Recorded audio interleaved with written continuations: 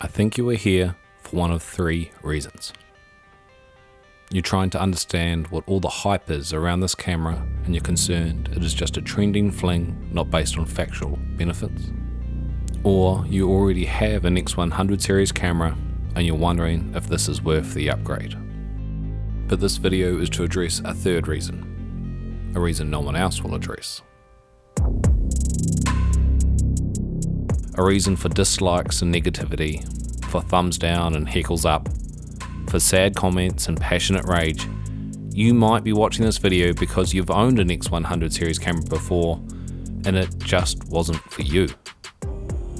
These cameras have been overhyped and underused by a TikTok generation that only want instant gratification and a camera to facade a complete and utter lack of skill and knowledge, to put forward to an artificial world an illusion of creativity that will ultimately end in someone crying home to mum and dad because no one really likes them. And you'll be pleased to hear nothing has changed. This camera will still sell out and be too hard to get your hands on just because of its appearance. People are going to buy the X100VI purely because they love the retro. They will buy it as a fashion statement.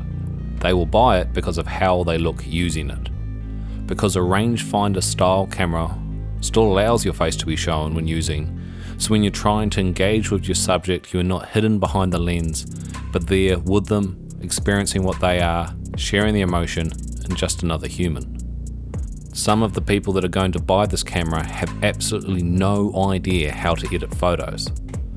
They are going to completely miss the latitude that editing RAW files can give them because they think straight out of camera is cool. Yes, there will be those who actually used film and appreciate the artistic and technical challenge of getting an image so perfectly dialed in camera, but many users will just find film recipes online to get an instant trendy looking image with minimal effort. They won't know the heritage of its origin, and they might take multiple images until they get the shot instead of taking their time and getting it right in the first click. These users will be so technically removed from how far the X100VI RAW files can be pushed and pulled, they'll never learn about sharpening, noise reduction, color grading, frequency separation, luminosity masking, dodging and burning, stacking and blending, HSL and RGB, because they just don't care. I know this will be hard for some of you to accept in a digital age, but people are going to buy this camera and not use it to its full potential. People are going to buy this camera even though there could be a cheaper option that might do a particular task better. But this camera is still going to be more popular than you want it to be because we love what the X100 series does. There is nothing wrong with buying a camera because you love the way it looks. There is nothing wrong with buying a camera because you love the way it works. There is nothing wrong with buying a camera that with a little bit of research can give you an image that looks better than you hoped without ever having to learn how to edit. But there is another type of user. There are people out there who accept any of these cameras' flaws because discreetness is required. Because the older a camera looks, the less likely it is to be stolen. There are photographers who love leaf shutters, who use artificial with natural light to get all the colours and detail they need. And there are people out there who love a fixed lens. For those of you who haven't used a fixed lens camera before, let me try to explain it, or at least how to experience it. If you haven't already done so, get your hands on a prime lens. Your first prime is a pretty special experience.